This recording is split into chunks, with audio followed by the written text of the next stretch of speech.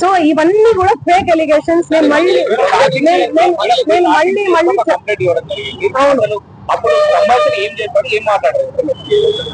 మా లాయర్ గారు మాట్లాడతారు. నేను ఇన్ని రోజులు మీడియా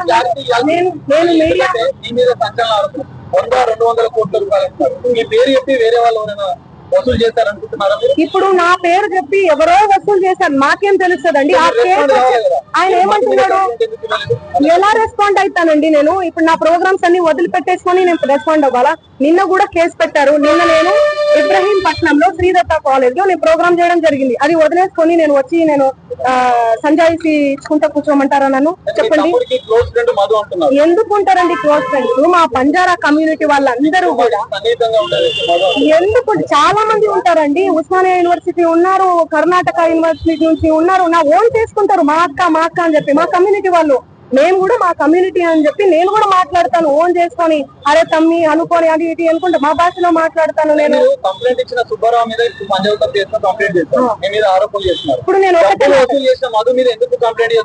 నాకు డబ్బులు వసూలు చేస్తాడని నాకు తెలియదు కదండి. అవును, చేసి పెడతాము, అందరి మీద పెడతాము. ఒక్కరు సిఐడి కేసు ఉంది వాళ్ళ మీద, సిఐడిలో ఉంది ఆ కేసు. 1 year అవుతుందండి. చూపి అన్న, చూపి తెలుసుకోరా, నాకు అర్థం కాదు. టకాటకని పెట్టేస్తే నా ఫ్యామిలీ ఏమైపోవాలి, మా నాన్న ఏమైపోవాలి, మా అమ్మ ఏమైపోవాలి?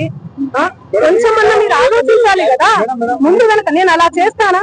నేను ఎన్ని పాటలు చేస్తున్నా, ఎవ్రీ ఇయర్ పాటలు. అది మా తమ్ముడు కాదు, అదే చెప్తున్నా నేను. మా తమ్ముడు కాదు, ఎవరు ఆయన? మా తమ్ముడు ఫోటో చూపియాలనా? నేను మా తమ్ముడిని చూపియాలనా? ఫోటో చూడండి, నా ఇన్స్టాలో ఉంటది, అన్ని దగ్గర ఉన్నాయి. సంబంధం అంటే ఫ్రెండ్షిప్ ఉంటుందండి. హాయ్ అంటే హాయ్, బాయ్ అంటే బాయ్. వాళ్ళు ప్రోగ్రామ్ కానీ వచ్చిర్రు, తీజ్ ప్రోగ్రామ్ జరుగుతుంది, సేవాలాల్ ప్రోగ్రామ్ ఉంటది, ప్రోగ్రామ్ కానీ వచ్చిర్రు. ఆ బంజారా కమ్యూనిటీకి సంబంధించినటువంటి వ్యవహారాలు, ప్రోగ్రామ్స్ ఏవైతే ఉంటాయో అవన్నీ మా తమ్ముడు చూసుకుంటాడు. మిగతా తెలుగు ప్రోగ్రామ్స్, కర్ణాటక కన్నడ ప్రోగ్రామ్స్ ఏమైతే ఉన్నాయో అవన్నీ నా మేనేజర్ చూసుకుంటాడు. సో అది నా ఎంతో మంది వస్తుంటారు. ఇప్పుడు నా పేరు చెప్పి వాళ్ళు వసూలు చేస్తారు, నాకేం తెలుసు? నేనేమన్నా రోబోనా, లేకపోతే దేవుణ్ణా, దేవతనా? లేకపోతే నేను చూసుకుంటూ కూర్చోనికి ఎవరెవరు నా పేరు మీద ఏం చేస్తున్నారని చెప్పనీకి?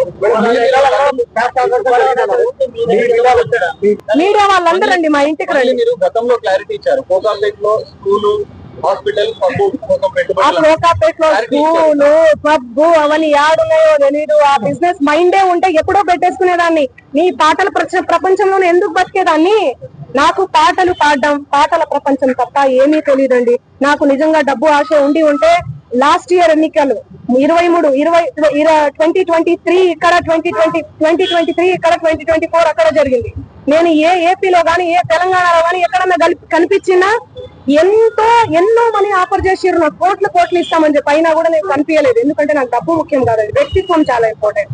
చాలా నియత్ గా, చాలా ఎథిక్స్ తో బతుకుతూ వస్తున్నానండి నేను. నాకేం అవసరం ఉంది చెప్పండి? చేతి నిండా పని. మీరు చూడట్లే, నా ఇన్స్టా చూడట్లే, సోషల్ మీడియాలో చూడట్లే.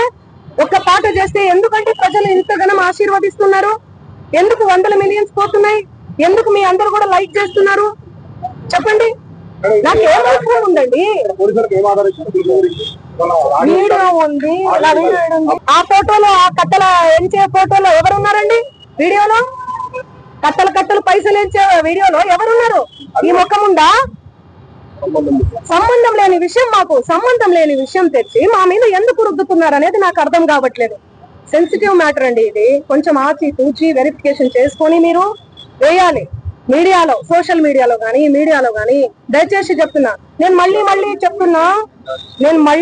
చెప్తున్నా, తనది గిన నాది గిన ఇందులో ఇన్వాల్వ్మెంట్ ఉంది అంటే మీరు ఎక్కడికన్నా రమ్మని చెప్పండి, నేను సిద్ధం.